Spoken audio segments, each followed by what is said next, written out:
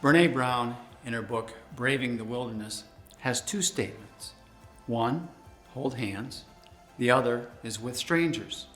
And as I thought about the last 8 months, it seems to me that we're a little strange with one another. And this is to be expected. COVID-19 has told us to wear our masks, to be socially distanced, to not meet in groups of more than 10. How strange is that for all of us? We've also missed things. You've missed your graduations. You've missed birthday parties. You've missed your friends. You've missed vacations. Again, these are really strange things. And to think that this fall semester is anything like Hope is when we're in normal times, it's not. Going to class on Zoom, or going to meetings on Zoom, or not going to class at all. This is bizarre. This is strange. So we are in this strange time. On top of that, you have election 2020, which has made strangers of us again. If you're on one side, you like this. If you're on the other side, you like that. We have pitted ourselves against one another, creating another barrier of strangeness. We are becoming a culture of being strange to one another. I think for me, as I think about these things, I think about three things: grace, understanding, and belonging. I begin with grace. I begin every day knowing that I'm broken. And only by God's grace do I have a chance to do something different. How do I live into that grace that He gives me? How do I show that grace to others who are different than me? How do I show that grace in a way that shows my love and my care for people? Grace. Second is understanding. How well do I listen? How well do I hear the other? How well do I understand and walk with them to really, truly appreciate their journey and their history and their sense of what is right and wrong?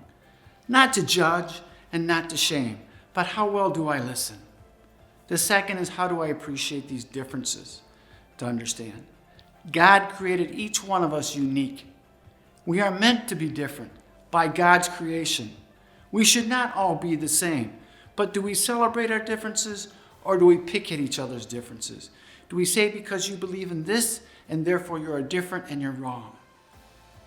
Differences are something we should celebrate and come together with. The last thing is belonging.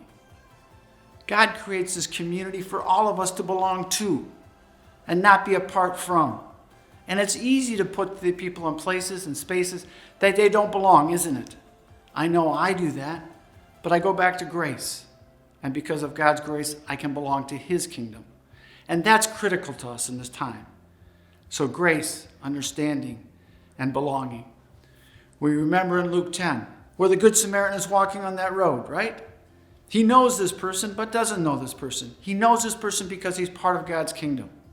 But he doesn't leave that person. He picks that person up, cares for them, gives them the shirt off his back, takes care of all things, right? Where are we in that story? Are we going to be like the first two that walked on by?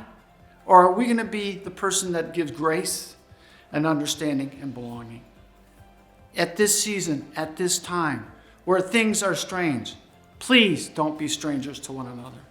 At Hope, we have no strangers because we're all part of God's family. Please lean into one another, thinking with one another, holding one another, even though they may be different. Please understand and celebrate that we are a great community together, and we are diminished when we're not together. We are a people of hope that embrace our faith, trust in God, going forward, holding hands with one another in community. My prayers are with you over these next 3 weeks, and do well.